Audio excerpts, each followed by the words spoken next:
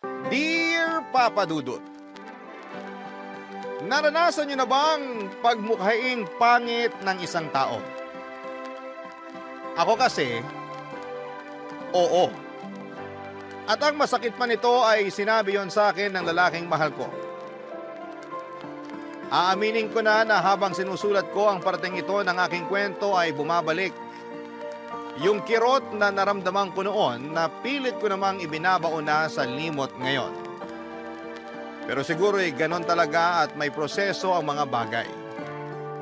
Naniniwala ako na darating ang araw na babalik ang tiwala ko sa sarili ko at muli akong haharap sa salamin ng hindi na sinasabing pangit ako at walang silbi. Bago ko umpisahan ang pagkukwento ay magpapakilala muna ako. Tawagin niyo na lamang po ako sa pangalang Annette, 35 years old at tubong La Union.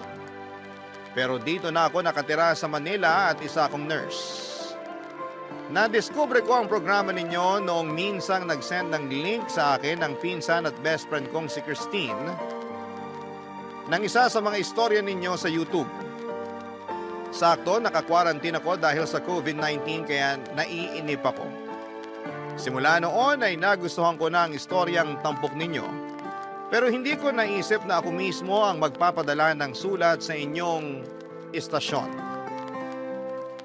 Magsisimula ang lahat noong 2023 kung saan ay isang taon na ang nakakalipas simula nang maghiwalay kami ng long-time boyfriend kong si Mikey. At kahit ganoon na yon katagal ay hindi pa rin ako makausad. Sobrang gumuho ang mundo ko sa mga nangyari. Na naapektuhan na nga ang buong katawan ko. Humina ang immune system ko kaya mabilis akong dinapuan ng iba't ibang sakit. Sa sobrang lala ng nangyari sa akin ay na-diagnose din ako na may depression, Papa Dudut.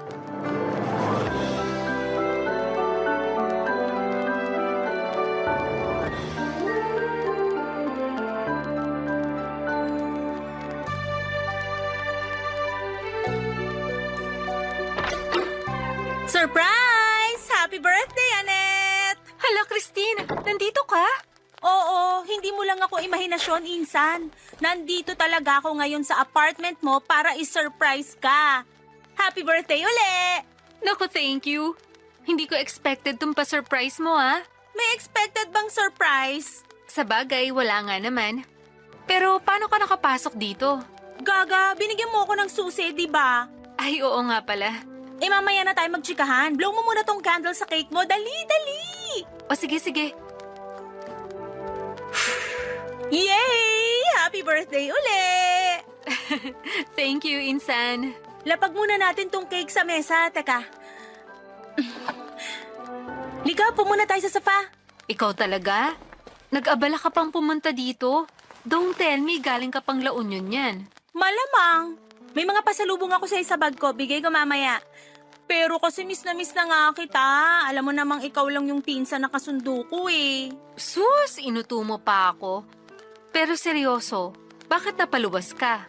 Yung totoo? Oo. Nakipagkita ako sa boyfriend ko eh. Taga Manila kasi siya. Tapos ayun, naisip kong bisitahin ka na rin dito sa apartment mo. Sakto, tinaon ko talaga na birthday mo. Kaya ako nandito ngayon. Sandali, sandali. Boyfriend? Correct. Taga Manila? Check! Gamit ang ballpen na pink! You mean, bago na naman to? Nadali mo! Galing naman ang pinsan ko! Galing ka dyan. Kakabreak mo lang nung nakaraang buwan ah. Nakakagulat meron ka ng dinadayong boyfriend dito sa Manila. Huwag ka nang magulat. Sa ganda ko ba namang to? Saka anong gusto mo? Pagluksaan ko ng matagal yung breakup namin ng ex ko last month? Aba, hindi ako ganong klase ng babae, no? Mabilis lang akong makamove on. Ako kasi ganong klase ng babae. Ay, insan naman. Siyempre, magkaiba tayo. Hindi ko naman kinukumpara sarili ko sa'yo. Nasa'yo lahat ng oras sa mundo para mag-move on sa Mikey na yan. Oo, pero naiinggit lang ako sa'yo. Naiinggit ka sa akin? Bakit? Kasi sabi mo nga, mabilis ka lang makapag-move on. Ako kasi kahit na 1 taon na kaming hiwalay, feeling ko kahapon lang nangyari. Kahit na anong gawin ko, sariwa pa rin yung sakit. Kainis naman kasi yung ex mong mukhang unggoy eh. Hoy, sobra ka naman sa mukhang unggoy. Totoo naman ah. Akala mo kung sino? Hayaan mo na. Pass na rin naman. Kahit na, pag naaalala ko mga pinagsasabi nun, nababanas pa rin ako. Parang gusto kong puntahan dun sa Japan at tampalin ng patabingi, pataas, saka pailalim. Paano isang pala patabingi pataas at pailalim? Basta, gusto mo sample? Sige, subukan mo. Sa'yo ko gagawin yan. Charot lang, kau naman? Ay, ikaw ba wala pa rin ibang nagugustuhan? Hindi pa nga ako nakaka-move on, magkakagusto na ako sa iba. Bakit hindi? Malay mo, pag nagkagusto ka sa iba, makamove on ka. Alam mo, di naman yun masama eh. That way, malalaman mo na meron pa palang tao yung better kesa dyan sa ex mong unggoy. Kaya kung ako sa'yo, lumandi ka, girl. Huwag mong pigilan sarili mo na maranasang ma-inlove at mahawakan uli ng lalaki. Uy, bastos mo naman. Wow, 17 years old? Ipapaalala ko lang sa'yo, 34 ka na, ante. Ay, oo nga pala. Basta ha, subukan mo uli. Lande is the key. Papadudot masaya ako na sinorpresa ako ni Christine sa birthday ko. Kaya niyaya ko siya na magstay muna sa apartment ko since work from home naman siya. Pumayag naman siya kaya masaya ako, Papadudot. Hindi ko lang basta boyfriend si Mikey, naging live-in partner ko rin siya for 3 years. Pero bago kami nagsama sa isang bubong, college sweetheart na talaga kami.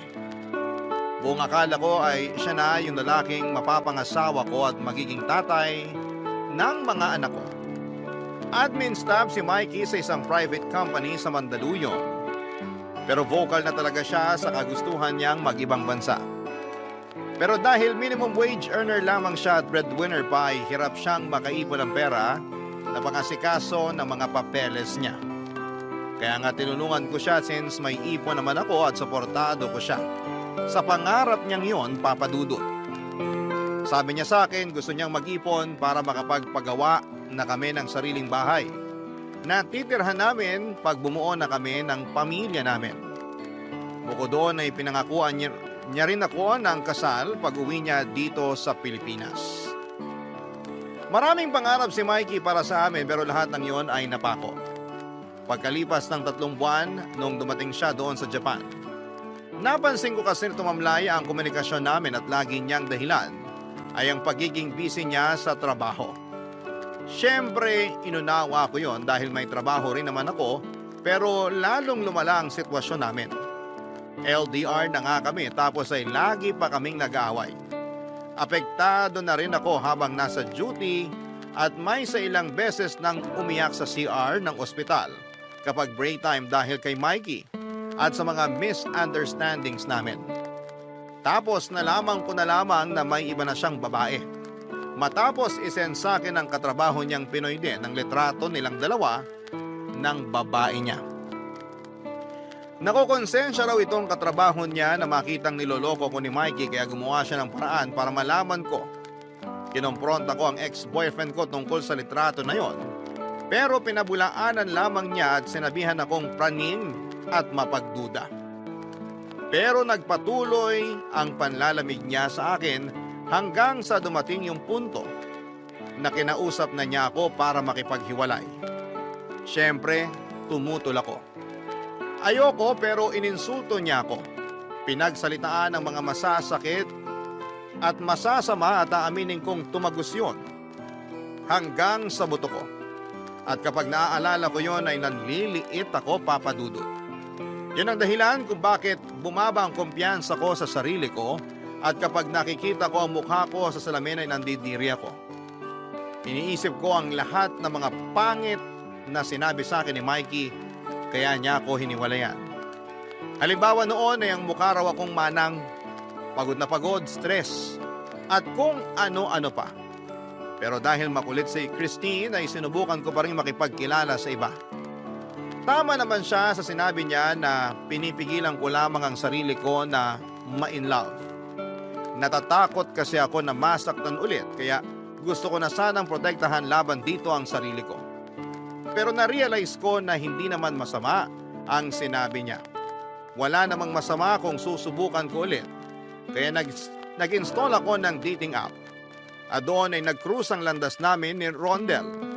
Mas bata siya sa akin ng 2 taon at isang business owner.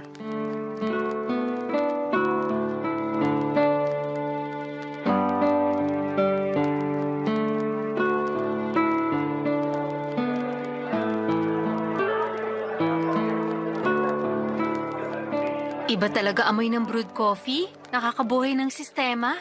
Sinabi mo pa. Pero limit ako ngayon sa kape. May acid reflux kasi ako. Naku, hindi ka lang dapat mag-limit. Kailangan, alisin mo na talaga sa sistema mo.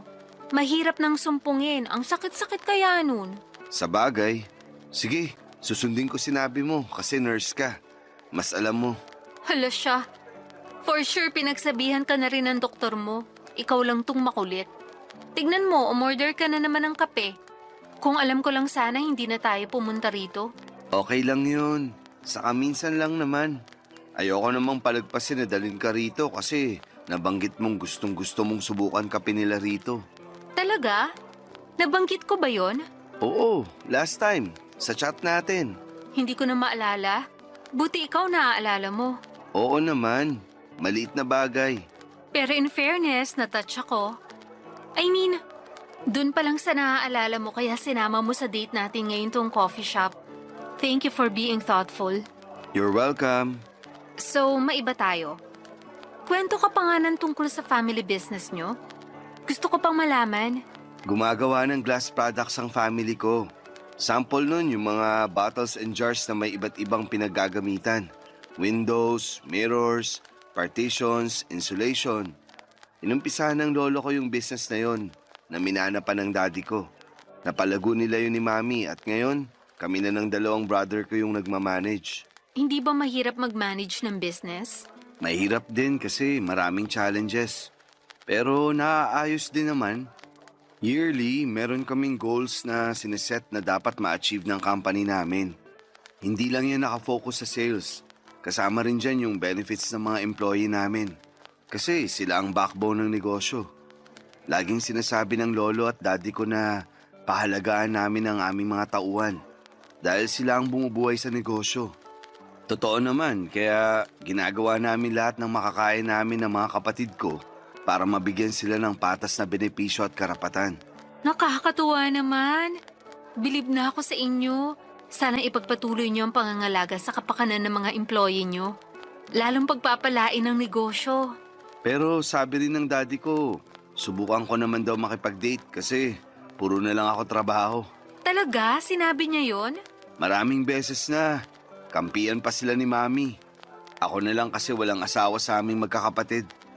Hindi naman nila ako pinipilit pero masarap daw kasing ma-in love. Kailan ko pa raw ba planong pagbigyan ng sarili ko na maranasan yun? Pag-uugod-ugod na ako. Anong sagot mo? Sagot ko? Bakit hindi? Wala namang pinipiling edad ang love. Ayun, binato ako ni daddy ng ballpen during our management meeting pa naman yun. Sapul ako sa ulo. Grabing daddy mo, asintado. Oo, magaling yun mag-dart eh. Kaya yun, para makaganti, sinumbong ko siya kay mami. Sinermonan siya sa call eh. Parang ang cool naman ng parents mo. Cool talaga sila. Bukod doon, napaka down to earth. Halata nga, kasi nagmana ka sa kanila. Binubola mo naman ako eh. Seryoso ako dun. O sige, thank you kung ganun. Welcome. May dimple ka pala, no? Ah, oo, meron nga. Nice. Ngiti ka palagi. Para lagi mong makita? Parang gusto ko na lang tuloy sabihin na may pagkamahangin ka. Huwag naman. Sige ka, tampo ako. Ay, wow. Joke lang. Ikaw naman magkwento tungkol sa trabaho mo.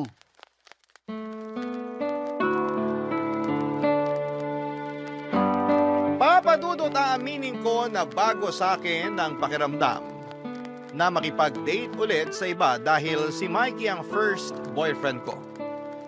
At kahit na 34 na ako noon ay feeling bagets pa rin ako.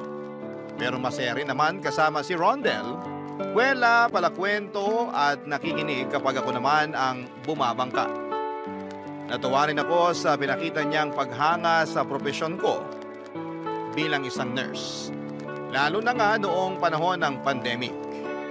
Nagtapos ang date namin nang ihatid niya ako sa nirerentahan kong apartment kung saan sinalubong naman ako ng nakangiting si Christine.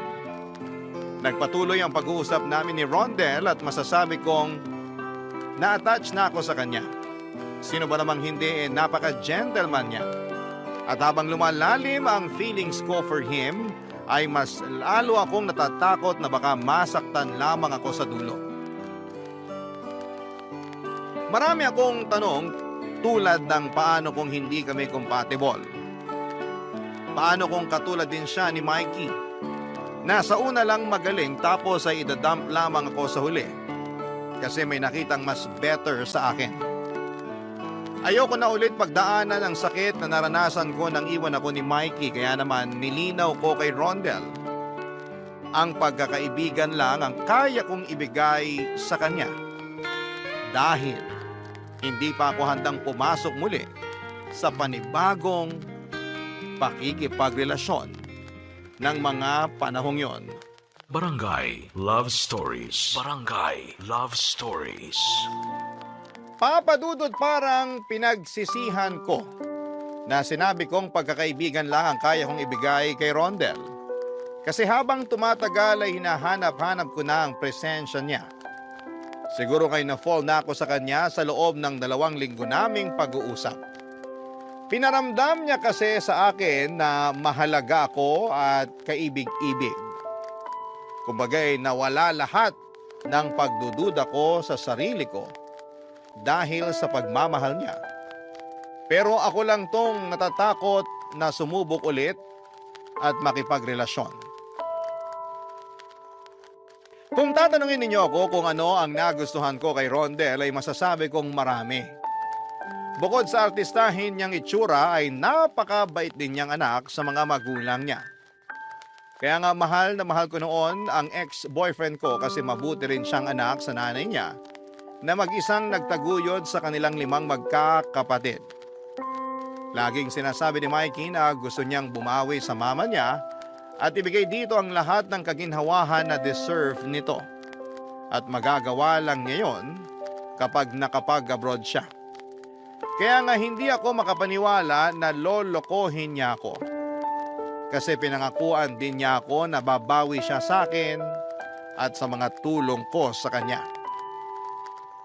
Hindi naman ako naniningil pero umasa pa rin ako sa mga sinabi niya. Kaya nga ang sakit-sakit na lahat ng yon ay hindi niya tinupad sa akin, pero sa iba, tinupad niya.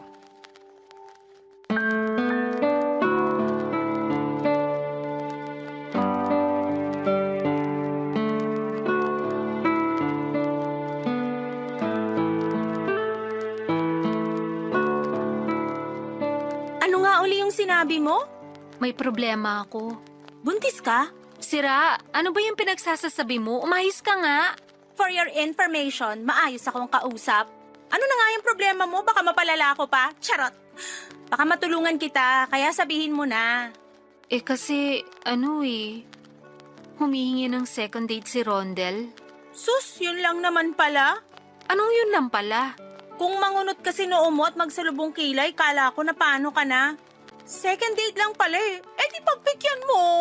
Kaso sabi ko, hanggang friends lang kami. Gaga, sinabi mo yon? Oo. Pero sabi mo okay naman si Rondel.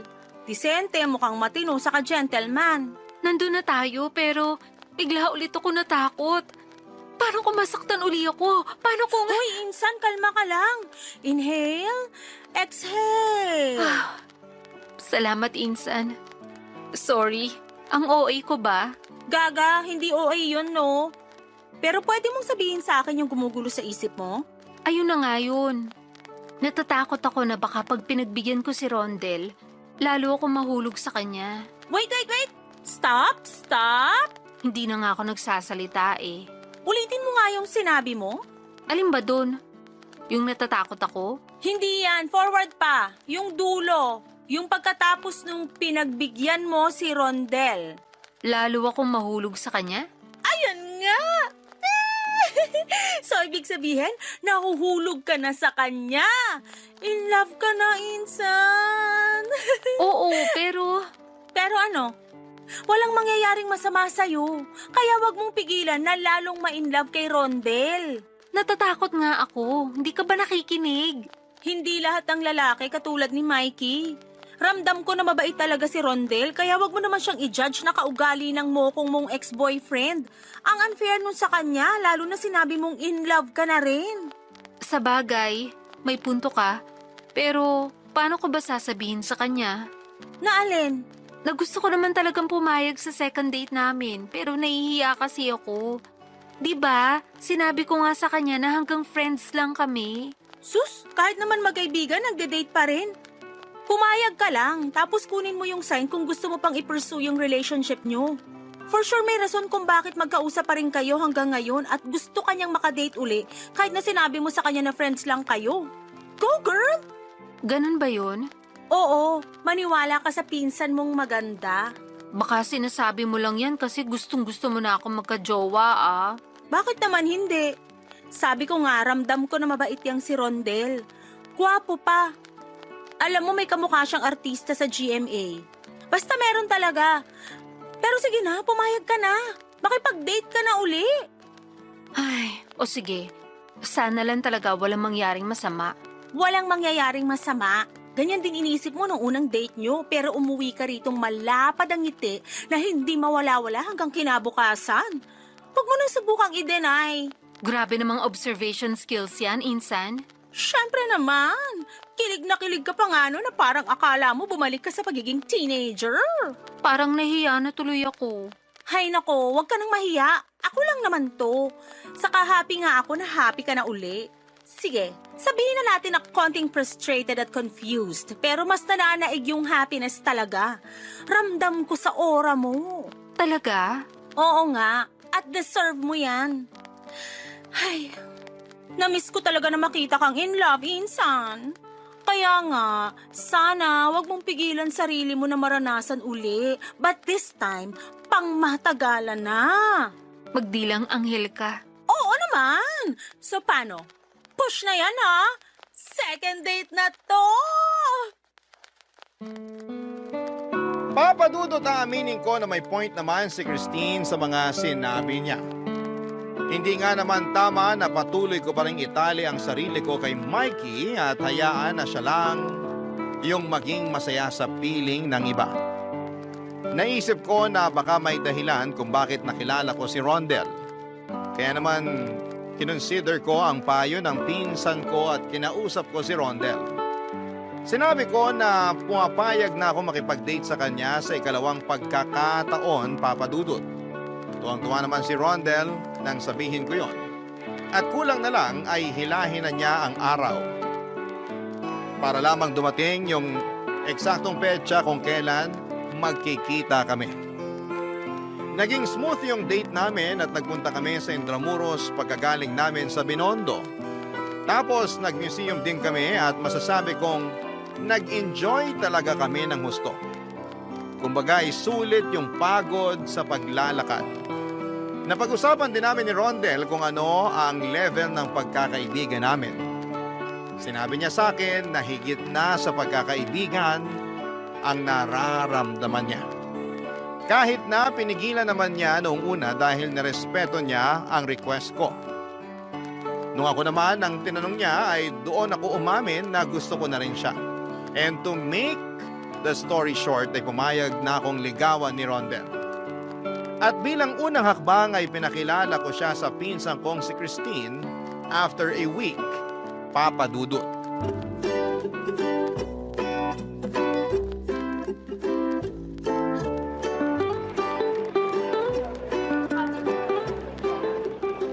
Rondel, siya nga pala si Christine.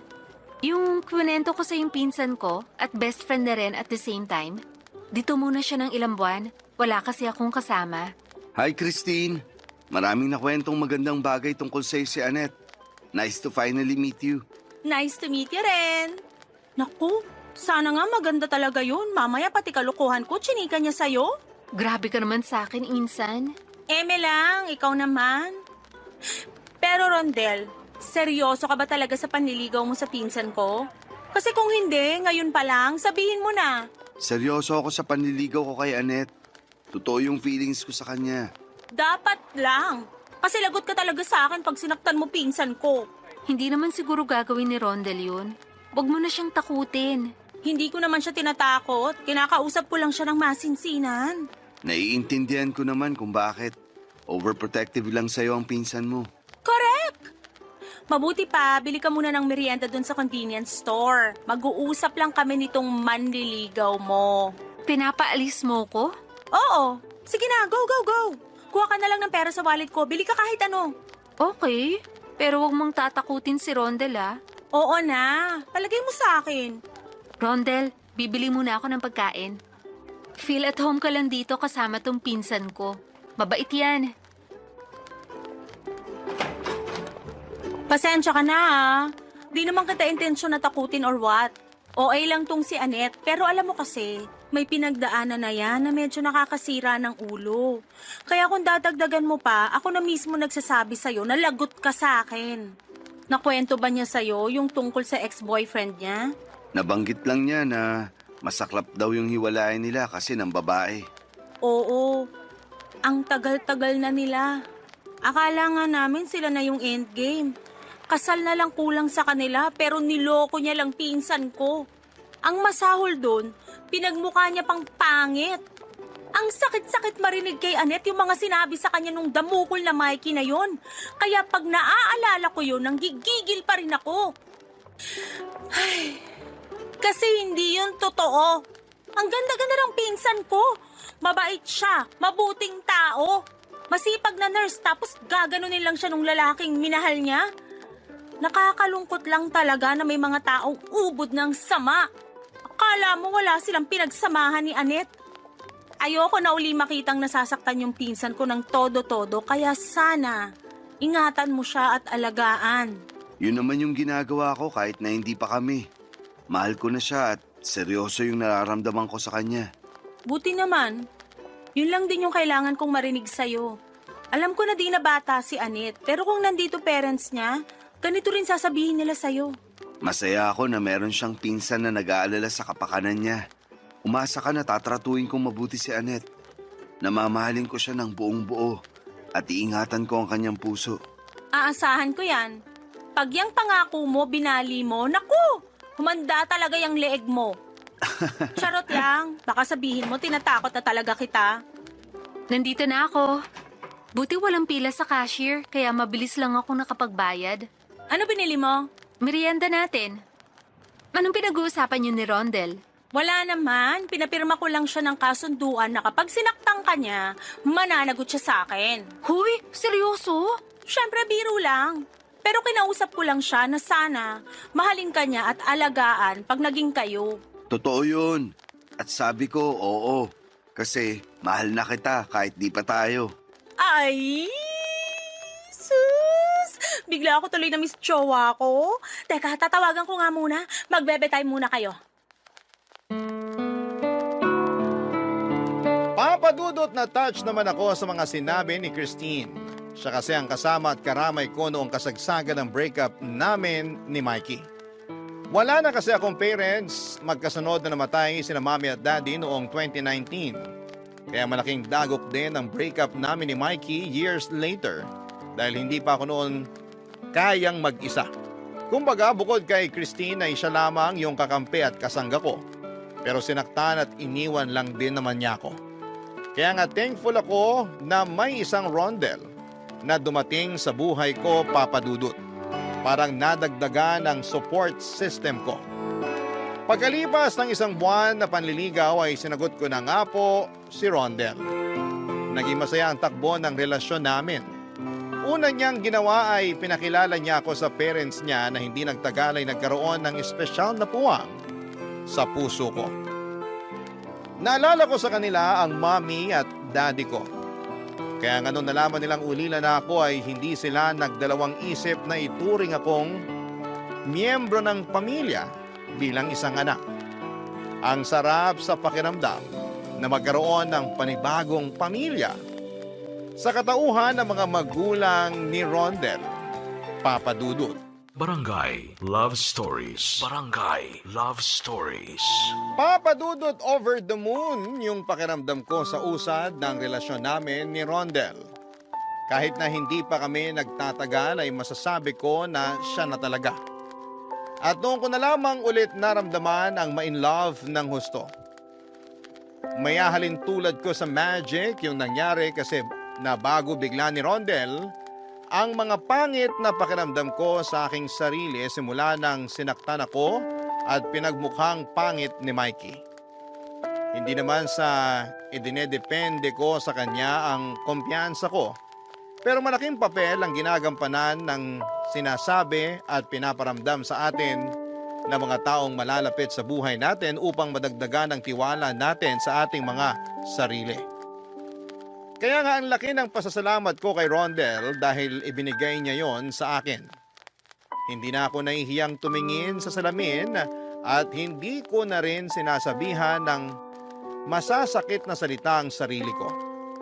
Marami kaming plano ni Rondel sa buhay na pag-usapan na rin namin ang pagpapakasal at minamadali na rin kami ng mga magulang niya dahil gusto na raw nilang magkaapo. Bagay na tinawanan lang namin ni Rondel.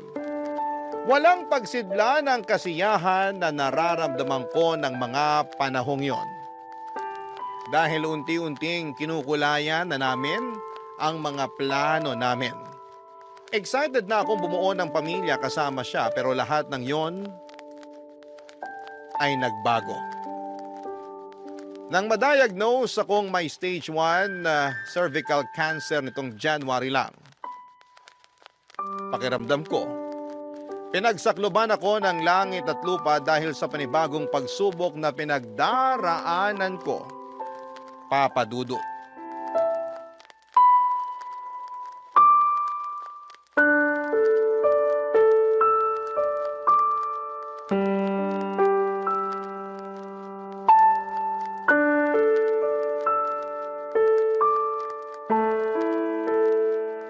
Thank you sa pagsama kanina sa akin sa ospital, ah. Busy kasi si Christine. May meeting siya. Ano ka ba? Wala namang kaso yun. Masaya ako na nasamahan kita. Pero feeling ko nakakaistorbo ko sa'yo. Kasi marami ka pang dapat gawin sa company nyo, di ba? Oo, pero nandun naman sina daddy sa mga kapatid ko. Mas importante ka, Anet. Huwag mong sabihin yan. Sino lang ba ako? Ikaw lang naman ang girlfriend ko. Ewan ko pero hindi ko talaga mapigilan mag-isip ng ganun eh. Pakiramdam ko, pabigat na lang ako sa inyo ni Christine. Hindi totoo yan. Kahit kailan hindi ka naging pabigat sa akin. Sigurado na ganun din ang nararamdaman ni Christine.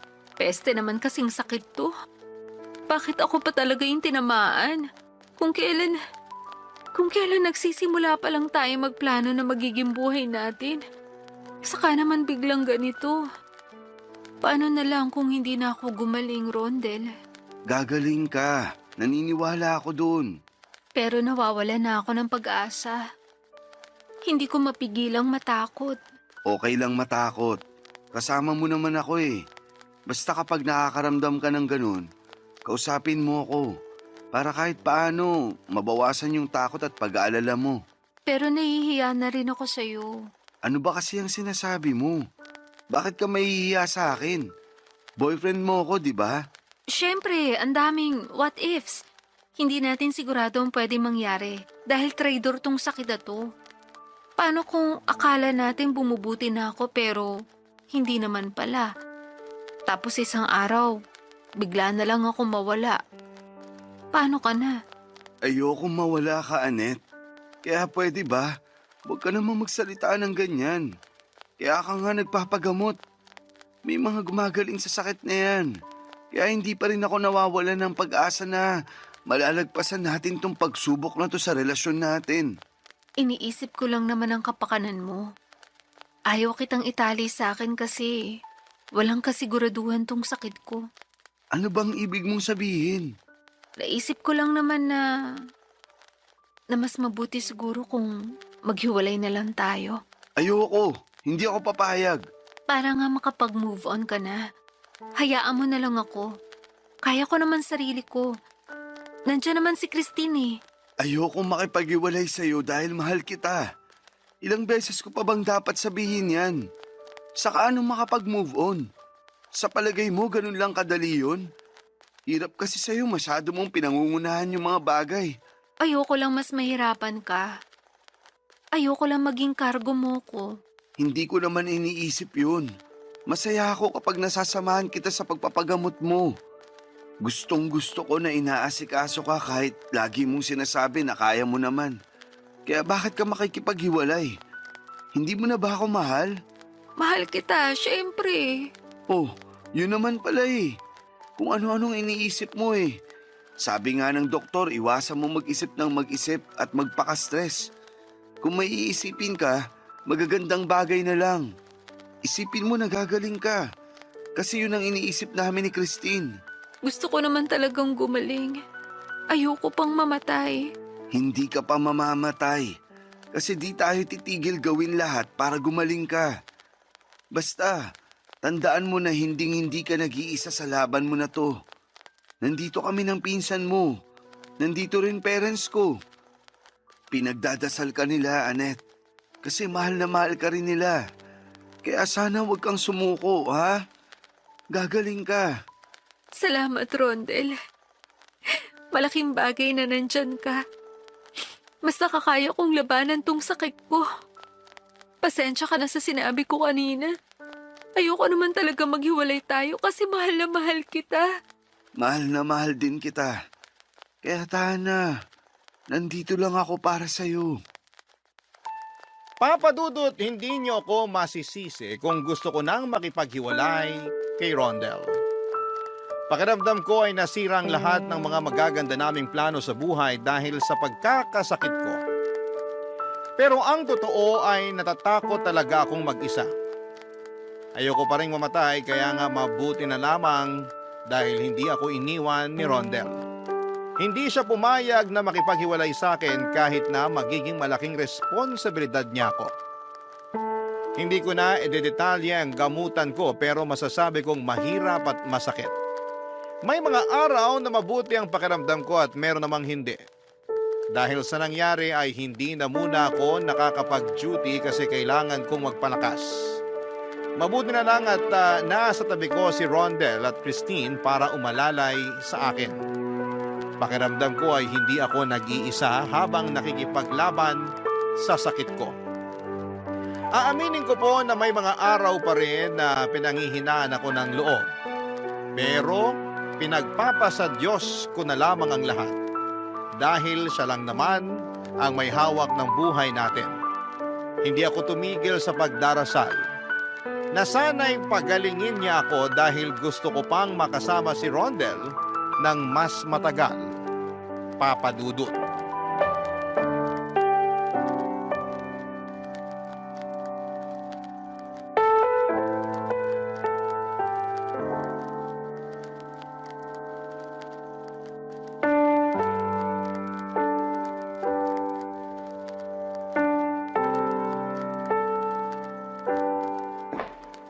Oy, ano to?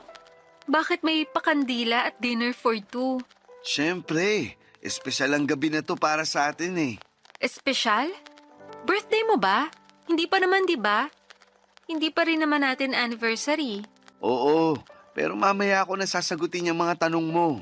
Upo ka muna rito. Teka, ipag-uurong kita ng upuan. Ayan, Thank you. Upo ka na rin. sige. Matanong ko lang, sino nag-set up nito? Ang ganda. May pabulaklak pa. Kinuntsaba ko si Christine. Since pupunta tayo sa ospital ngayong araw, kinuha na niya yung oportunidad para mag-ayos dito. At bakit may pa-dinner date ka?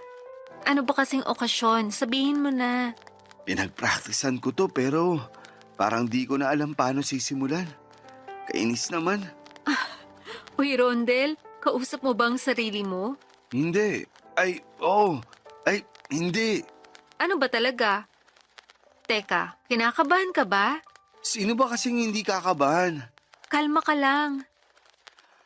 Ay, tinanong mo kung anong okasyon, di ba? Oo. Wala naman talagang okasyon. Hindi pa natin anniversary at hindi ko pa rin birthday. Pero nitong mga nakaraang araw, may na-realize ako Ano yun? kung gaano kita kamahal. Kung gaano ko kagustong gugulin ang habang buhay kasama ka habang bumubuo ng sarili nating pamilya. Rondel, ano kasi? Shh! Pakinggan mo muna sasabihin ko. Okay, sige. Nung tinanong ako ng mga magulang ko kung gaano kita kamahal, sinabi ko na mahal kita. At handa akong samahan ka sa bawat sandali ng buhay mo. Lalong-lalo na dito sa pinagdaraanan mo. Sinabi ko sa'yo na huwag kang matakot kasi hindi ka nag-iisa. Bukod kay Christine, nandito ako. Hindi mo lang ako boyfriend. Kakampi mo rin ako na pwedeng-pwede mong takbuhan anumang oras. Thank you, Rondel. Naiiyak naman ako sa mga sinabi mo. Malaking bagay talaga yung suporta mo para gumaan tong pinagdaraanan ko. Kung wala ka, baka matagal na akong sumuko. Habang may buhay, may pag-asa. Yan lagi sinasabi sa akin ng mama ko. Oo, lumang kasabihan na yan. Pero naniniwala ako na totoo yan. Basta hindi lang tayo tumigil sa pagdarasal ng mga bagay na gusto nating matupad. Kaya nga sinabi ko sa mga magulang ko na gusto ko nang hingi ng kamay mo para maging asawa ko. At pumayag naman sila. Tinanong ko rin si Christine kung sang-ayon siya. Oo naman daw. May tiwala siya sa akin. Kaya ngayon, ikaw naman ang tatanungin ko, Annette. Pumapahayag ka bang maging asawa ko? Oo, Rondel. Pumapayag ako. Talaga? Talaga? Ang cute mo, pero oo nga. Talagang talaga. Thank you, Annette. I love you so much. I love you so much din. At thank you rin sa pagmamahal mo sa akin. Akin na daliri mo. Isusuot ko muna tong singsing sa'yo. Ayan. Ang ganda-ganda naman ito. Maganda yan. Pero mas maganda ka pa rin. Naku, ito na naman po ang fiancé kong bolero. Hindi kaya kita binobola.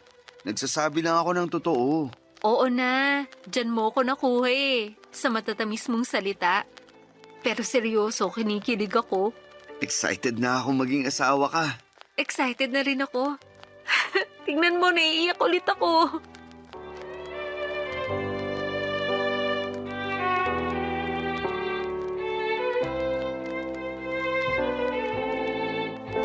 Papadudot halo-halong saya at excitement ang naramdaman ko na mag-propose sa akin si Rondel.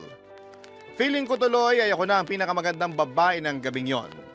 Hindi lang kasi ako makapaniwala na matutupad ang matagal ko ng hiling na maikasal sa lalaking mahal na mahal ko.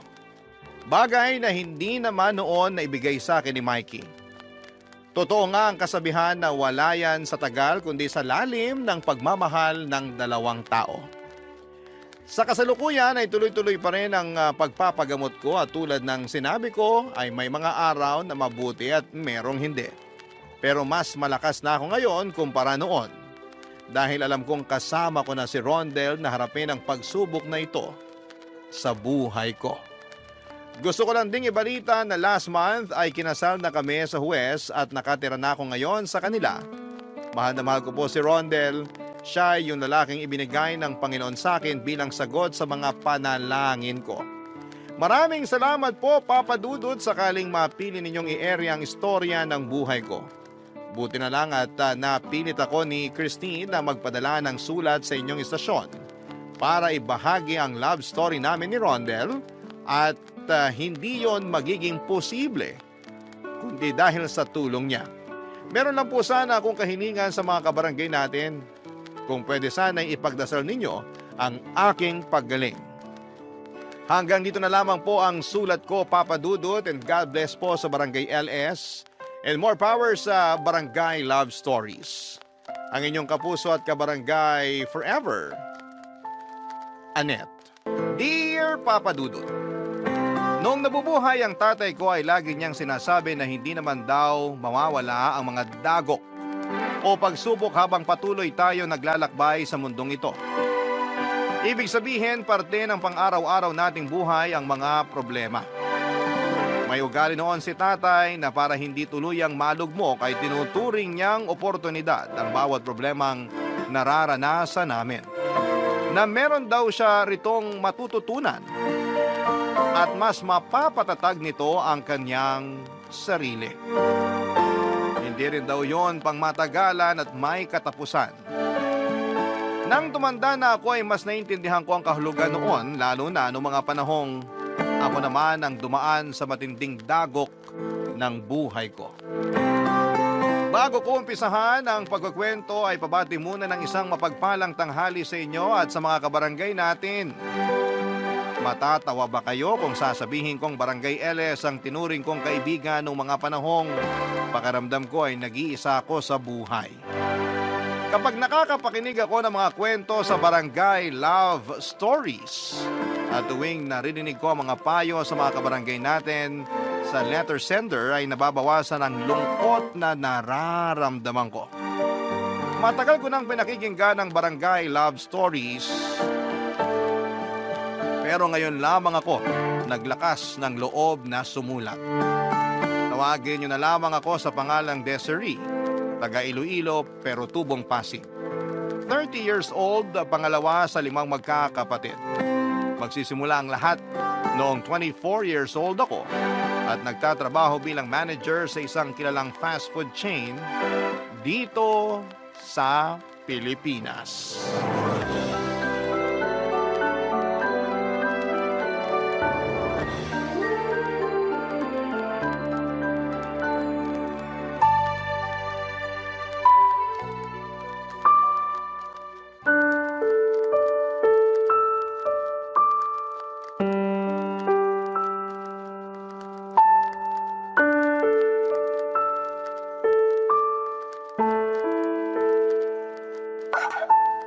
Bakit walang pagkain? Peste naman. Nagugutom na ako. Hoy! Bakit di niyo ako tinirhan ng pagkain? Kuya Jed, lasing ka ba? Nako, hindi ah. Nakainom lang ako. Sinasamantala mo talaga na wala rito yung mag-ina mo kaya todo inom ka kasama mga barkada mo. Tapos uwi ka rito nagwawala. Nagugutom kasi ako. Gusto kong kumain. Bakit kasi walang makain sa pesting pamamahay na to? Meron naman, may cup noodles doon. Yun na lang kainin mo. Ayoko nga. Pagkain ba ng tao yun? Sira ulo ka na talaga. Anong sabi mo? Kuya mo pa rin ako. Alam ko yun, pero kung umasal ka parang daig mo pang bunso natin. Tsaka, huwag ka nga sumigaw dyan, baka magising si nanay. May sakit pa naman yun. Ano bang ingay yan, Jed? Gabing-gabi na ang taas pa ng boses mo. Pamaya ireklamo tayo ng mga kapitbahay natin. Hindi yan ay. Sila irereklamo ko. Subukan lang nila. Ano bang pinagsasasabi mo? Basta, yun na yun. Bingin nyo naman eh. Lasing na naman po yan si kuya. Sinabi nang hindi nga ako lasing eh. Nakainom lang pero... Ay, mahabagin! Jed, tumayo ka nga dyan sa sahig, bata ka! Di na po ako bata. 27 years old na ako, Nay. Pero isip bata ka pa rin kahit matanda ka na. Hala, nagdudugo na mo. Malamang tumama yan sa kanto ng upuan. Naku naman.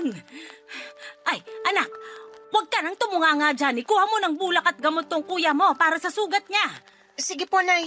Malayo yan sa bituka. Pwede ba tumigil ka na nga dyan?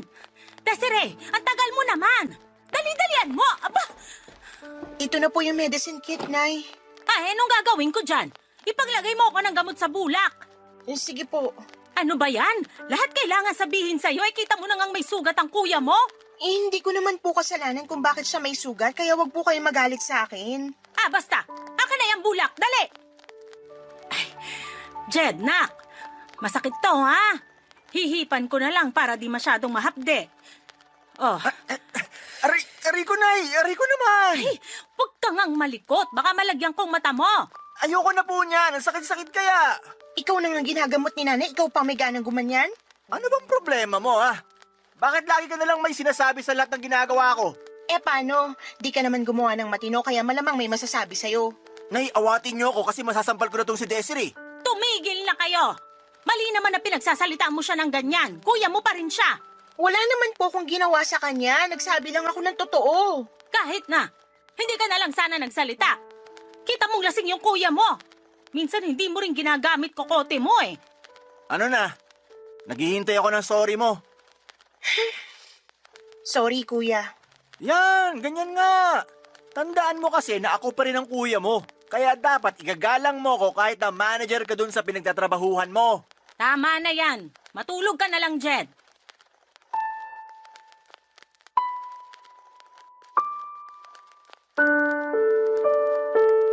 Papadudot ang Kuya Jed ko ang panganay sa amin at nag-iisang lalaki sa magkakapatid. Siya ang paborito ni nanay dahil para silang pinagbiyak na bunga ng namayapa naming tatay. Ang nakakainis lang ay kinukonsinti pa rin siya ni nanay sa mga kalokohan niya at kinakampihan sa mga baluktot niyang katuwiran. 2 taon lang ang tanda ni Kuya sa akin pero pamilyado na siya. May boyfriend naman ako for 3 years. May isang anak na si Kuya sa kinakasama niya at nakatira sila sa amin. Malit lang ang bahay namin, meron lamang yung 3 kwarto at yung isa ay inookupa ng pamilya ni Kuya. Yung isa naman ay pinaghahatian namin ng 2 kong kapatid habang yung isa ay kinananay at sa bunso namin. Dating electrician sa barko ang tatay namin bago siya nadisgrasya sa pinagtatrabahuhan niya. Kaya maaga siyang nagretiro at nag-business na lamang sila ng parisan ni nanay. Doon nila kinuha ang pera para maipatayo ang 2 palapag naming bahay. Pero nasimot lahat ng ipon ng mga magulang ko nung nagkaroon ng pancreatic cancer si Tatay Papa Dudut. 2 taon din niya yung nilabanan bago siya sumakabilang buhay. Nalugi na rin ang negosyo namin dahilan kaya huminto kami sa pag-aaral ni Kuya Papa Dudut. Mula noon ay nagsimula na kaming magtrabaho. Ako bilang serbidora sa fast food sa Pasig at si Kuya naman bilang warehouse staff sa isang planta sa Rizal. Pero nag-working student ako noong kumikita na ako ng pera at nakapagtapos naman ng kolehiyo. Tapos itinuloy ko na magtrabaho sa fast food chain na pinapasukan ko at doon na nagsimula ang training ko para maging isang manager. Habang unti-unting gumaganda ang takbo ng karera ko, bigla namang nag-asawa si Kuya at nagkaroon siya ng panibagong responsibilidad, Papa Dudut. Sa kabila ng lahat ay mahal ko pa rin ang pamilya ko dahil sila na lamang ang meron ako. Saka laging sinasabi sa akin noon ni tatay na alagaan ko raw si nanay at ang mga kapatid ko. Dahil maloko si Kuya kaya hindi niya masyadong maasahan. At bilang panganay na babae, ako raw ang dapat na tumayong huwaran sa mga mas nakababata ko pang kapatid. Kaya nung namatay si tatay, tinandaan ko lahat ng mga sinabi niya. At kahit na masakit sa ulo kasama sina nanay at kuya sa bahay, tiniis ko na lamang yon dahil mahal ko sila.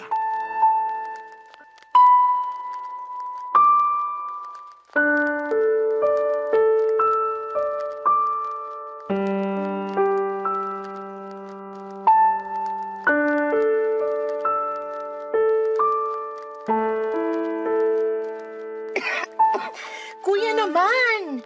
Doon ka nga magyosi sa labas, wag dito sa loob ng bahay. Alam mo namang hikain bunso natin eh. Ano bang problema mo? Wala naman siya rito. Kahit na, ako nga naubo. Maarte ka kasi. Hindi ako maarte. Ikaw yung kung umasta parang walang pakialam sa amin. Yung anak mo, di mawala ng hala kasi panay ka yosi. Alam mo bang dumidikit sa damit, naiiwan sa buhok at balat yung usok ng sigarilyo mo? Tapos nalalanghap namin yon kaya mas delikado. Kailan ka pa naging doktor? Di ko alam nagbago na pala trabaho mo. Di ka na utusan at serbidora lang ng mga tao. Hindi naman na talaga ako utusan dahil manager na ako sa pinagtatrabahuhan ko. Ay, oo nga pala. Kaya pala mayabang ka na kasi manager ka na. Pwede ba wag kang nga sumigaw? Nag-uusap lang tayo, 'di ba? Ano ba kasi pinag-uusapan natin? Wala naman, di ba? Nananahimik ako rito sa sala. Nanonood ng basketball game sa cellphone ko. Tapos dumating-dating ka at sisitahin mo pag-yoyosi ko. Hindi lang naman yun yung problema natin dito. Gusto rin kitang kausapin kasi tumawag sa akin kinakasama mo. Di ka raw nagpadala ng pamasahe sa kanila kaya di sila makauwi sa probinsya. Naawa naman ako kaya ako na yung nagpadala. Pero hindi naman pwede laging ganun. Sigurado ako na ikaw lang naman nagbigay.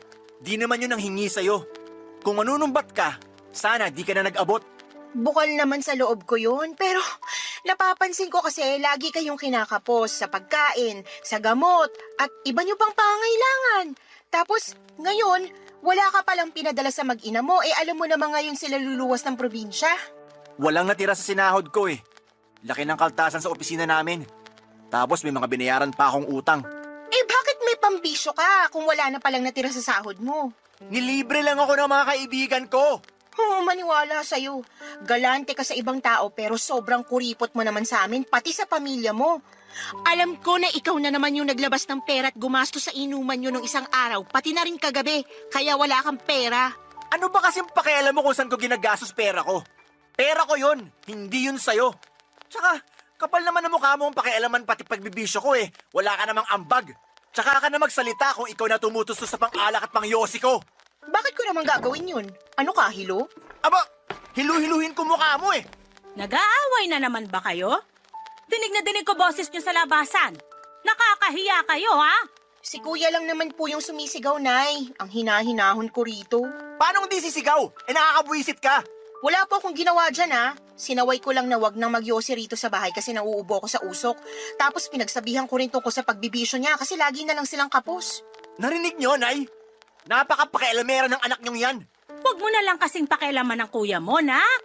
Diskarte naman niya yon kung kulang pera nila ng pamilya niya. Saka kung ayaw mong mausok, dun ka sa kwarto nyo. O di kaya lumabas ka ng bahay natin. Liit-liit na bagay, pinalalaki mo. Seryoso po kayo, Nay? Kinakampihan niyo si kuya? Oo, kasi mali na pinagsasalitaan mo siya ng ganyan, kapatid ka lang naman. Kuya mo pa rin siya, baka nakakalimutan mo.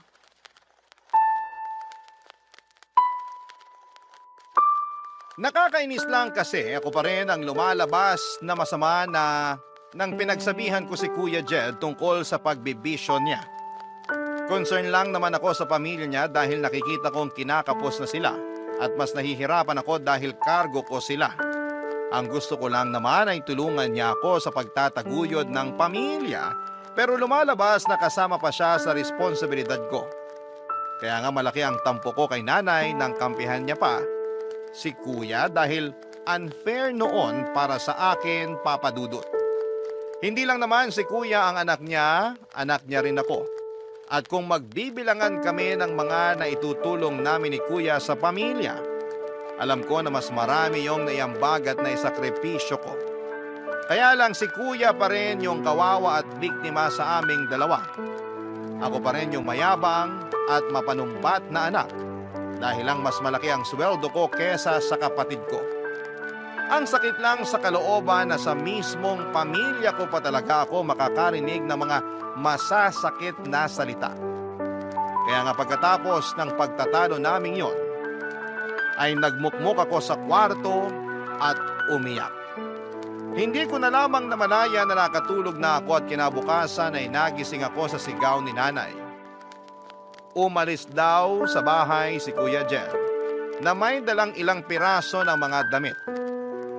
Nagalit sa akin si nanay at sinisisi niya ako dahil nasaktan ko raw ang ego ni Kuya. At sa mga sinabi ko, kaya naglayas ito sa bahay. Barangay Love Stories. Barangay Love Stories. 5 araw din pong hindi umuwi sa bahay si Kuya dahil nagtatampo siya sa akin. Nakabalik na noon ang kinakasama niya at anak mula sa bakasyon nila sa probinsya. Ang dahilan sa kanila ni nanay ay umuuwi raw si Kuya sa bahay ng kaibigan niya ang lalaki para malapit sa mga pinag-a-applyan nila ng trabaho. Ilang beses siyang pinuntahan doon ni nanay para makiusap na huwag nang magtampo sa akin. At umuwi na sa bahay namin, Papa Dudut. Hinahanap na rin kasi siya ng anak niya. Nung una ay nagmatigas pa si Kuya at sinabing uuwi lang siya kapag umalis daw ako sa bahay. Pero nung wala na siyang mayambag sa tinutuluyan niya ay kusa na rin siyang bumalik sa bahay namin, Papa Dudut. Sa loob ng mga panahong yon ay hindi ko napigilang magngit-ngit sa galit at inis sa sarili kong kapatid. Buti na lang at handang makinig sa akin ang boyfriend ko sa lahat ng mga problema ko sa bahay namin. Kahit papaano'y gumagaan ang loob ko at hindi ko rin kasi masabihan ang mga nakababata kong kapatid.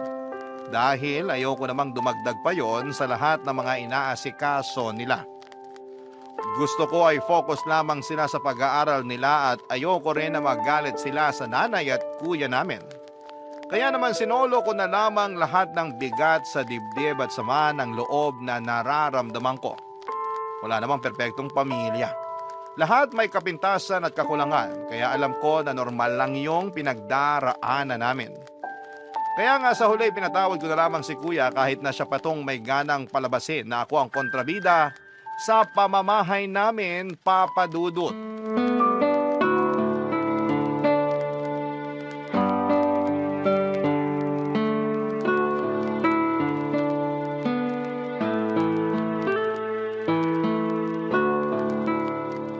Nay, ito na po yung sweldo.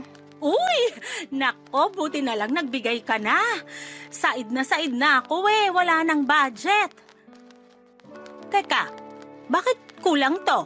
Nay, ako na po magbibigay sa mga kapatid ko ng baon nila. Ha? Bakit naman? Ako nagbibigay sa kanila, di ba? Opo, pero nagsabi kasi sa akin na kulang daw binibigay nyo at madalas pinagkakasya na lang nila sa pagkain at mga project nila sa school. Ay, naku naman. Napakagastos kasing mga bata.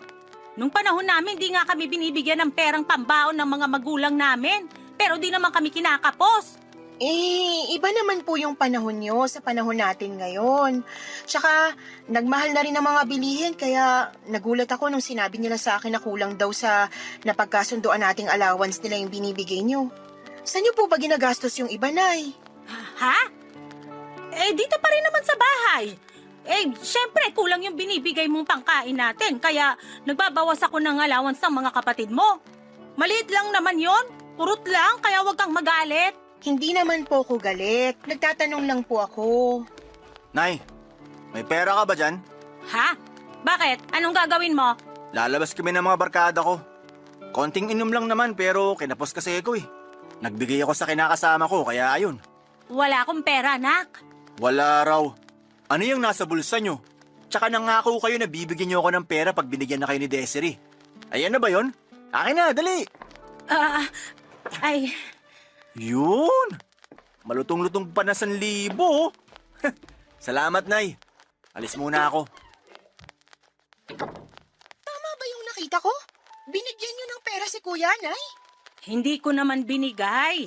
Siya yung kumuha, nakita mo naman, di ba? Pero sabi niya nangako raw kayo sa kanya na bibigyan siya ng pera pag binigyan ko na kayo. Ibig sabihin, kaya kayo kinakapos sa budget natin kasi binibigyan niyo pa si Kuya. Ano naman kung binigyan ko siya? Kuya mo naman siya. Hindi niyo po kasi naiintindihan. Ginagamit lang niyang pambisyo yung perang hinihingi niya sa inyo, Nay. At baka nakakalimutan niyo na pera ko pa rin yan. Sa akin galing yan. Hoy, pera ko na to kasi binigay mo na sa akin. Kaya may karapatan akong gamitin tong pera na to kung saan ko man gustuhin. Labas ka na doon kasi binigay mo na sa akin to, no?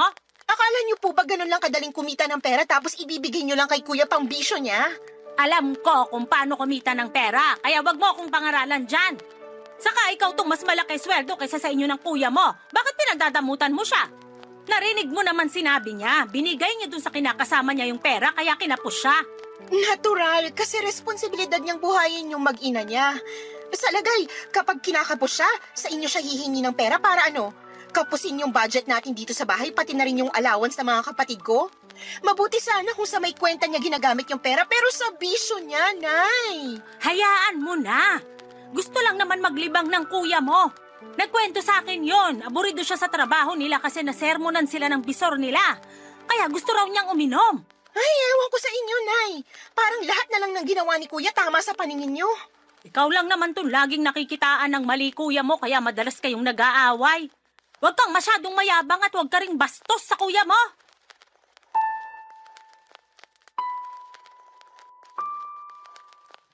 Galit si nanay sa akin dahil sa limitadong pera na ibinigay ko sa kanya. Masisisi niyo ba ako kung maging mahigpit ako hindi naman tama na pera ko pa talaga ang ginagamit para sa bisyo ni kuya. Kaya nga kahit na nagtatalak pa siya ng araw na yon, ay nagbingi-bingihan na lamang ako.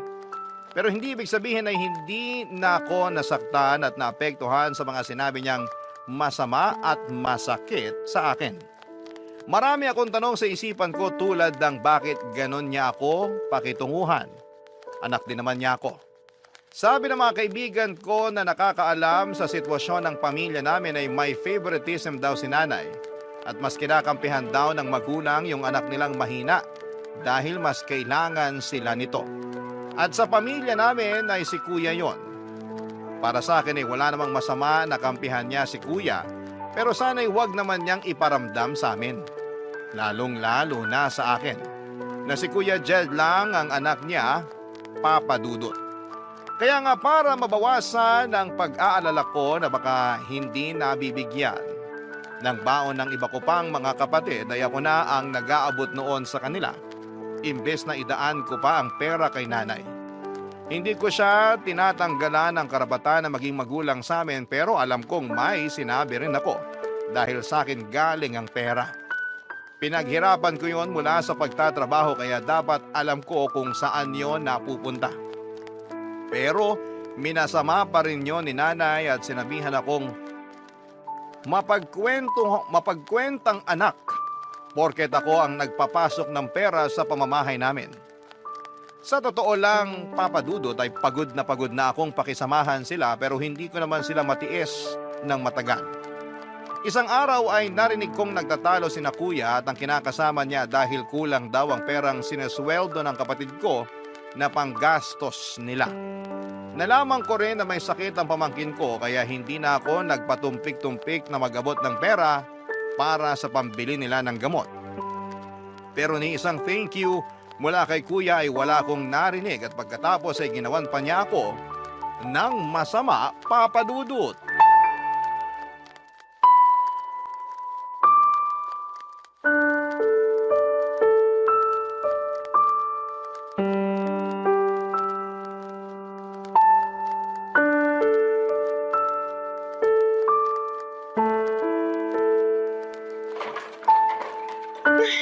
Hala, nasa na yun? Dito ko lang yun nilagay ah. Desiree, nak! Liga rito! May dalang donut kuya mo, may pizza rin. Naku, ang dami naman pagkain. Sige po na, ilalabas na po.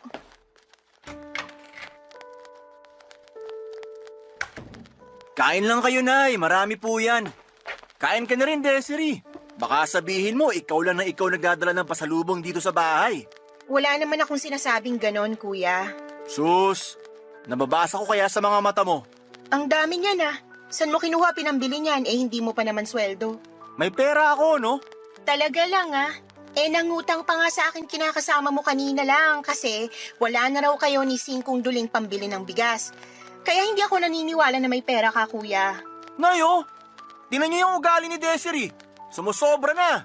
Masisisi mo ba ako? Nakakapagtaka kasi. Sige nga, saan galing pinambili mo ng mga yan? Inutang mo, no? Hindi kaya... Binigay niyo, Nay? Wala na nga akong pera kasi tinitipid mo ko. Kung ganun, baka naman ninakaw mo. Pinagbibintangan mo ba ako? Oo, Ano bang pinagsasasabi mo? nawawala po yung kwintas ko na yung regalo sa akin ng boyfriend ko. Hinanap ko na ng mabuti pero wala talaga. At iniisip mo na kinuha ko yon? Sira ulo ka na ba? Ano bang hinihitit mo? Nung nakaraan mo pa tinatanong kung nasasanla yun, tapos paulit-ulit mong sinasabi na ibenta ko na lang kesa itago para mapakinabangan ko naman. Sabi mo pa kung sa'yo lang yon, malamang naging pera na yon. Pero hindi ibig sabihin nun, kuya mo na agad ang kumuha. Matakot ka nga sa Diyos nang bibintang ka eh. Pero Nay, mahalaga kasi sa akin yun eh. Nakakapagtaka lang kung paano nagkaroon ng pera si Kuya pambili ng mga pagkain na yan kung di niya kinuha at binenta yung kwintas ko. Tsaka masisisi niyo ba ako? Ilang beses niya na akong kinupitan, pati nga kayo, pero pinagpapasensyahan niyo lang. Ibang usapan naman yon. Alam mo ikaw, nakakasama ka ng loob ah. Kapal pati ng apog mong pagbintangan ako. Ikaw na nga tong dinalan ko ng pasalubong. Hindi ko kailangan ng mga pasalubong mo. Aminin mo na kasi na ikaw yung kumuha. Ano naman ang gagawin ko doon? Parang peke naman. Mamaya wala pang tumanggap na sanglaan. Kita mo na! Ikaw talaga kumuha nun eh! Hindi ako! Sira ulo! Tumigil ka na, pwede ba? Nababaliw ka na ba? Di kita pinalaki para mambintang. Bago mo akusahan ng kuya mo, alamin mo muna yung totoo. Bakit Bakit kayo galit na galit sa akin pero pag yung anak niyo gumawa ng katarantaduhan, kinukonsinti niyo? Ang unfair niyo, Nay! Paano di ako magagalit sa'yo? Basta-basta mo na lang tinuturo ang kuya mo. Mamaya nawala mo lang eh. Eh di kasalanan mo. Sigurado po ako na si Kuyang kumuha nun, kaya aminin mo na, Kuya Jed! Wala akong aaminin, kaya manahimik ka! Baliw! Tatamaan ka na talaga sa akin pag di ka pa tumigil. Lintik na to. Bintangera!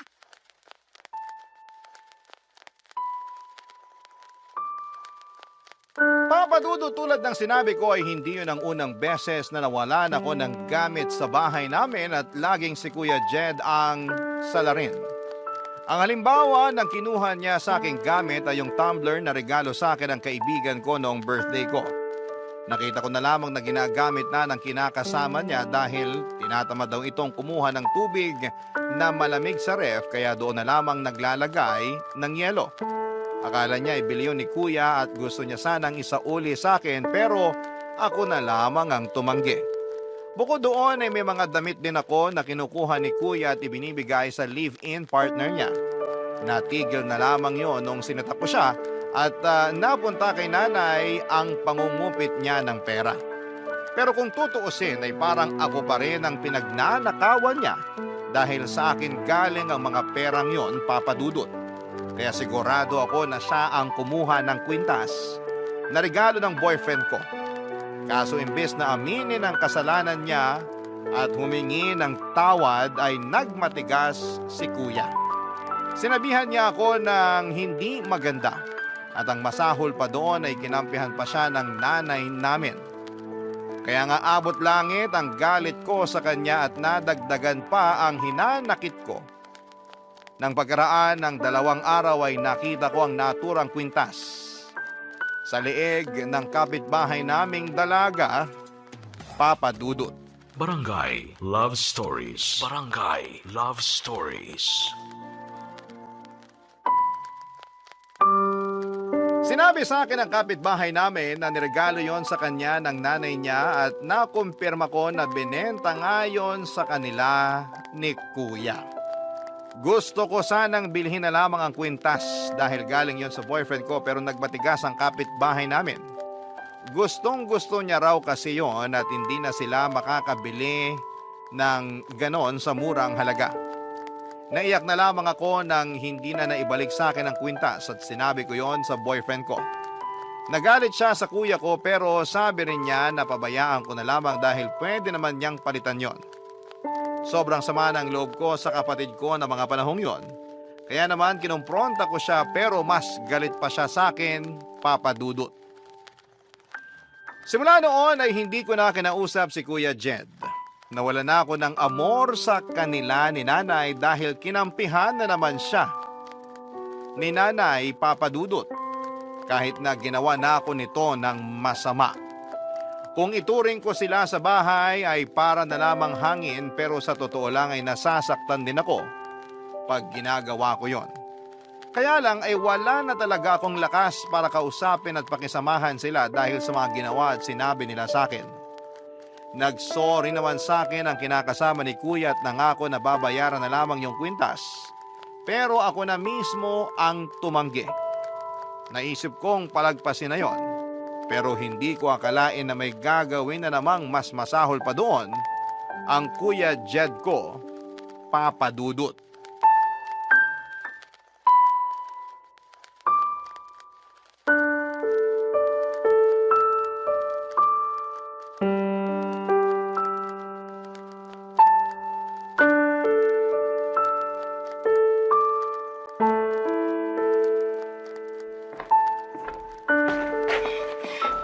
Nay, nasan po si Kuya Jed?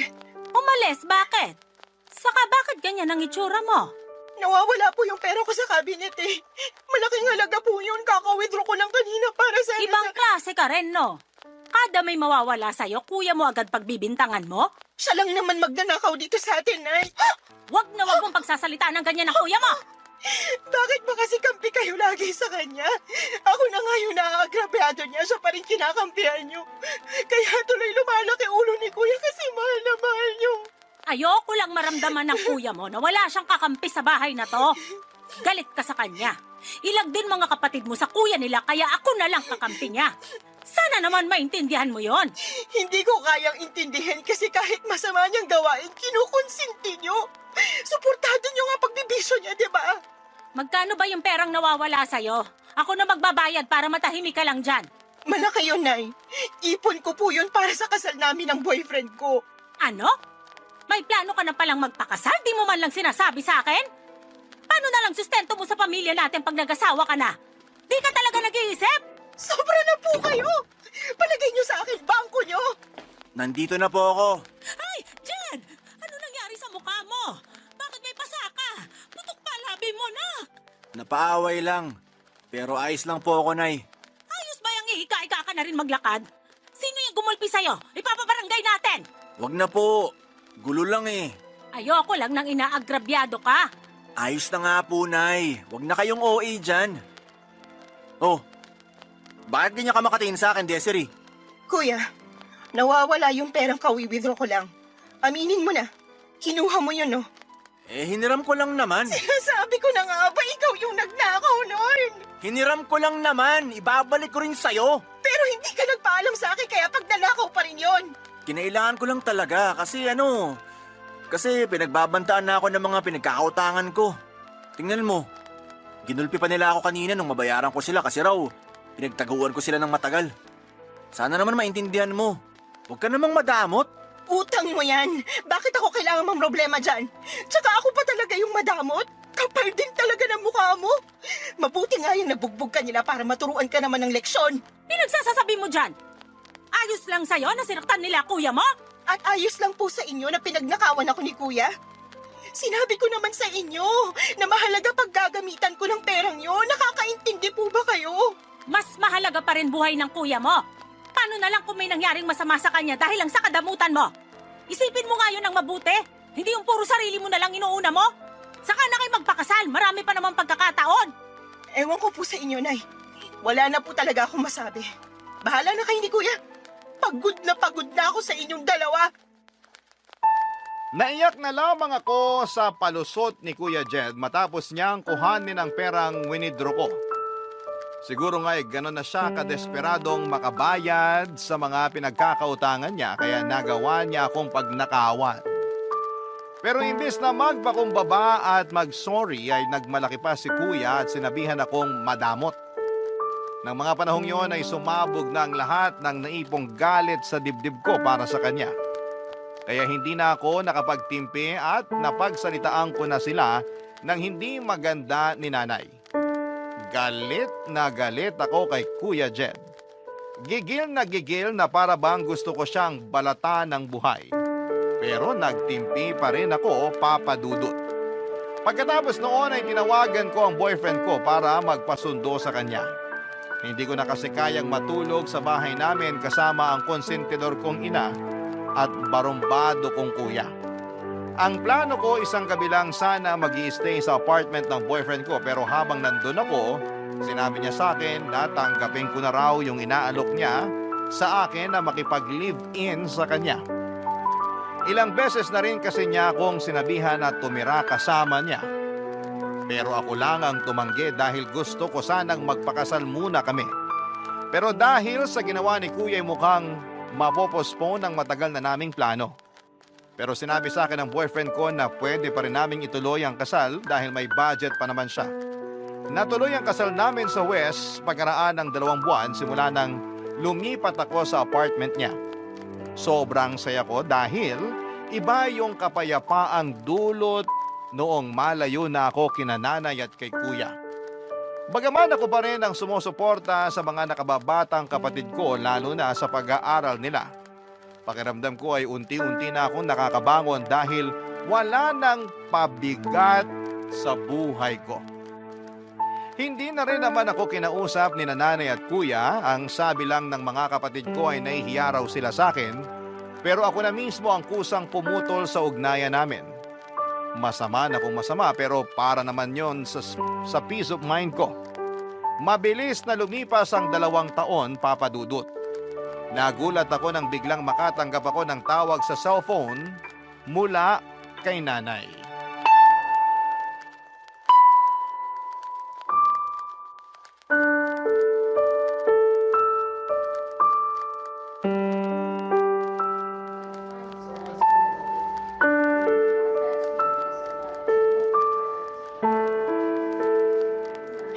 nangyari kay Kuya, Nay? Bakit siya nandito sa ospital? Nung una, dinadaing ng kuya mo yung malalang sakit ng tiyan niya. Kaya naisipan na naming magpakonsulta sa doktor. Nalaman namin na may ulcer siya, pero natuklasan din ng doktor na sumuri sa kanya na may iba pa siyang sakit. At doon na nga namin nalaman na may liver cancer siya. Stage 4 na raw, kaya imposible nang gumaling ang kuya mo, nak. Sigurado po ba sila? Mamaya mali naman yung diagnosis nila. Magpa-second opinion po tayo, Nay. Ginawa na namin yon at pareho pa rin ang resulta. Ito rin kasing kuya mo. Tagal na palang may iniindang sakit pero di nagsasabi. Tingnan mo, lumala na tuloy. Kailan pa po nandito sa ospital si Kuya? Mag-iisang buwan na. Pero bakit ngayon niyo lang po sinabi sa akin, Nay? Kuya mo yung may desisyon noon. Nahihiya raw kasi siya sa'yo kaya ayaw kanyang istorbohin. Ayaw na raw niya na isipin mo siya lalo na ang dami-dami niyang kasalanan sa'yo. Ako rin naman may kasalanan sa'yo, nak. Kaya sana, patawarin mo ko. Pinapatawad ko na po kayo. Ayos na po yun. Hindi na po ako galit sa inyo, Nay. Sising-sisi kami kasi sinagad namin pasensya mo. At nahihiya rin kami sa'yo kasi masama yung sinukli namin sa mga kabutihang ginawa mo para sa pamilya natin. Aaminin ko, malaki po tampo ko sa inyo ni Kuya. Pero sapat na po yung 2 taon na hindi tayo nag-usap. Sa totoo lang, miss na miss ko na po kayo. Lagi ko nga kayong kinukumusta sa mga kapatid ko eh. Wala lang talaga akong lakas ng loob na umuwi sa bahay natin para dalawin kayo. Natatakot din kasi ako na baka di niyo ako tanggapin at pagsalitaan niyo na lang ako na masakit eh. Sorry po, Nay. Kung umalis ako sa atin at iniwan ko kayo. Wala kang dapat ihingi ng tawad. Kami ang may nagawang mali sa'yo, nak. Siguro ito na yung karma namin, kaya nangyayari ito ngayon sa kuya mo. Hindi naman po siguro, Nay. Pero saan daw po ba nakuha ni Kuya yung sakit niya? Saan pa ba? Eh di sa bisyo niyang pag-inom ng alak. Kasalanan ko to eh. Kung hindi ko lang sana siya kinunsinti nun, di sana mangyayari to sa kapatid mo. Pabaya kasi kung ina, kaya nagkasakit siya ng ganyan. Huwag niyo na pong sisihin ang sarili niyo, Nay. Kailangan na lang po nating ipagamot si Kuya para gumaling siya kahit na sinabi ng doktor na wala ng pag-asa. Nasaan po ba yung kinakasama niya? Tsaka yung pamangkin ko? Nasa bahay yung pamangkin mo. Yung kinakasama niya, matagal na siyang hiniwalayan. Iniwan sa amin yung bata para sumama sa ibang lalaki. Ano po? Seryoso ba yan? Sawang-sawa na raw siya sa kuya mo kasi pulpol at walang pera. Kaya naghanap ng mayaman at sumama agad doon. Ay, ewan ko sa kanya. Ano ba yan? Napakamalas naman ni Kuya. Grabing dagok naman to sa kanya, Nay. Kaya nga sising-sisi ang kuya mo. Ngayon sinisingil na siya at wala na siyang magawa kasi parang doble o triple raw yung ganti sa kanya ng kapalaran. Awang-awa talaga ako sa kapatid mo, nak. Kung pwedeng sa akin na lang mapunta yung sakit niya, bakit hindi? Diba? Huwag niyo naman pong sabihin yan, Nay. Kailangan pa po kayo ng mga kapatid ko. Kailangan pa po namin kayo. Nandiyan ka naman eh. Ikaw na ang bahala sa mga kapatid mo. Pagod na rin kasi ko. Kung mamamatay ang kuya mo, sana mamatay na rin ako.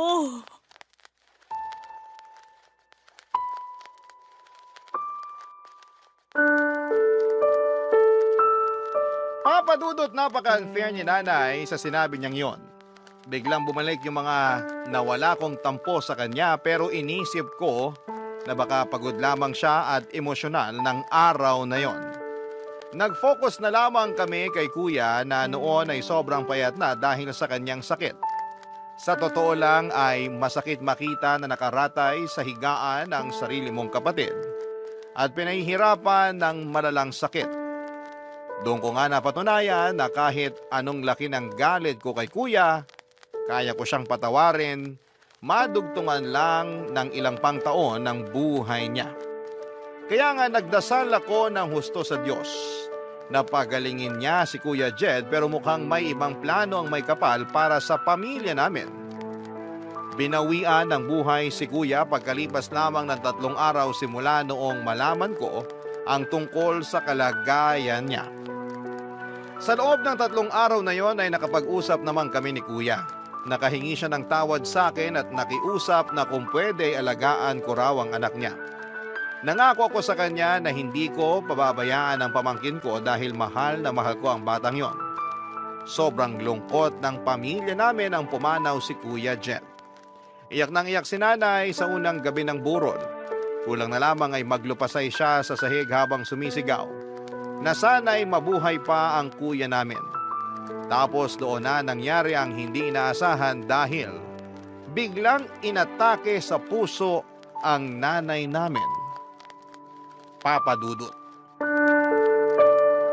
Dead on arrival si nanay sa ospital ng gabing yon. Kulang na lamang ay mawala ako sa katinuan dahil sa sunod-sunod na dagok ng kapalaran sa amin. Buti na lamang kasama ko ang mister ko at siyang umalalay sa akin. Hindi ko na idedetalye kung ano pa ang mga sumunod na mga nangyari, pero nairaos naman namin ang libing ni nanay at ni kuya ng mga panahong yon. Ang sakit mawala ng isang kaanak. Paano pa kaya kung dalawa sila at magkasunod pa? Pero iniisip na lamang namin na magkasama na sila ni tatay sa kabilang buhay kasama si kuya at umaasa na sana'y masaya sila sa kinakaroonan nila.